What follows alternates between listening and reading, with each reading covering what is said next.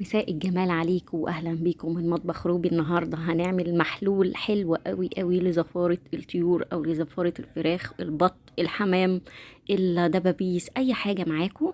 انا كان معايا كمية من الدبابيس، حوالي كانت كيلو ونص او كيلو وربع. ابتديت ان انا افتح لها شقوق بسيطة علشان المحلول يخش جوه، كمان تستوي معايا اسهل واسرع. للناس اللي بتقول او بتشتكي ان بيكون في دم مع انها بتاخد وقت طويل قوي الفرخه على البوتاجاز، عملت شقوق من جوه ومن بره بالشكل اللي احنا شايفينه ده. وكمان اما المحلول بيخش في قلب اما بعمل لها شقوق، المحلول بيخش كده في قلب اللحم بتاعه، بيدي ريحه حلوه قوي قوي قوي، مفيش زفاره نهائي هنشمها.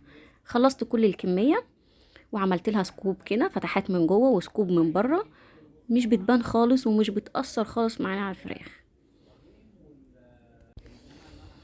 بصوا شكلها مش باينه خالص خالص، ما تقلقوش من الفتحات او الشقوق. اهم حاجه ان احنا الفتحه ما نحطها، يعني ما نفتحهاش لحد العظم من جوه، احنا بس بنعمل شقوق كده عشان تستوي معانا بسرعه.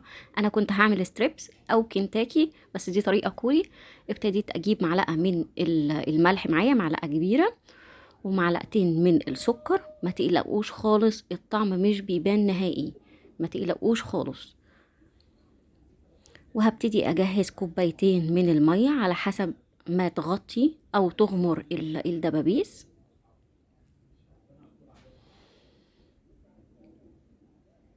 كده بقت تمام قوي معايا، مش محتاجة مية تاني، ما ينفعش ان انا ازود المية خالص. انا دلوقتي هرتب الدبابيس معايا علشان تتظبط، واحاول كده اهز المحلول شوية اللي هو السكر مع الملح علشان يتجانس. بعملها في اي حاجة، يعني المحلول الزفارة دوت بعمله مع الفراخ، بعمله مع البط، بعمله مع الحمام. رهيب بجد، حلو قوي قوي. وهنشوف في النهاية الشكل اللي يعني ايه كمية الدم اللي بتنزل والزفارة منها، وانتوا هتجربوا وتقولوا لي. دلوقتي بقى بعد ما ظبطت خلاص الدبابيس، هبتدي بقى اقطع بصلايه كبيره، ويا ريت تكون حمراء علشان البصل الاحمر بيبقى ريحته قوي قوي او نفاذه. ومعايا ليمونه، انا زودت ليمونه تانية. وكان معايا 3 فصوص توم او 4 فصوص توم. ما نحاولش ان احنا نزود كتير قوي، ما تقلقوش نهائي. يعني الميكس ده مفيش اي حاجه بتظهر فيه غير انها ريحه في النهايه حلوه قوي قوي قوي. هبتدي بقى ان انا ادخل اطلع كده البصل من بعضه علشان تبقى الريحة كده حلوة قوي، ويبقى كل الدبابيس معايا تبقى ريحتها واحدة.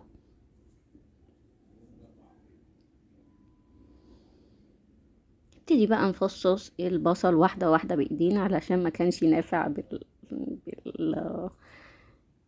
ان انا اعمله غير كده.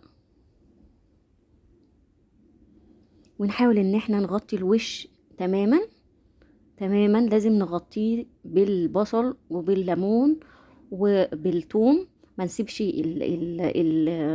البصل والثوم في ناحية والناحية التانية ما فيهاش، لا لازم كله يبقى متغطي.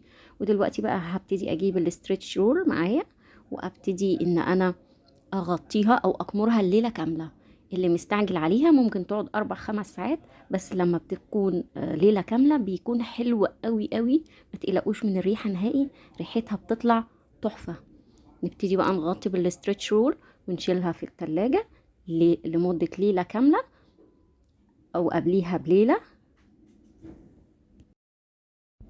بعد ليلة كاملة في التلاجة، عايزة اقول لكم ان ريحتها بامانة حلوة جدا جدا جدا. انتوا هتشوفوا دلوقتي المحلول كان ايه وبقى شكله ايه.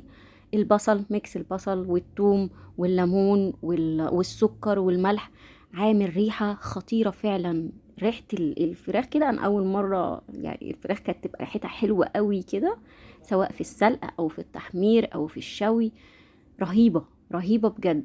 وكمان السكر بيتفاعل كده ويخليها ان هي جوسي معانا، ما تبقاش ناشفة قوي. انا ابتديت ان انا اصفيها علشان ابتدي بقى ان انا اعمل السترابس بتاعي.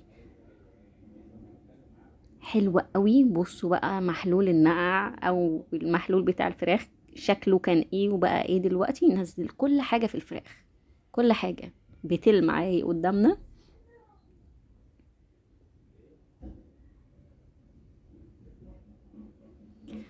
اتمنى ان الفيديو يكون عجبكم، وانا اكون فدتكم. ما تنسونيش في الاشتراك واللايك وسبسكرايب للقناة وفعلوا الجرس.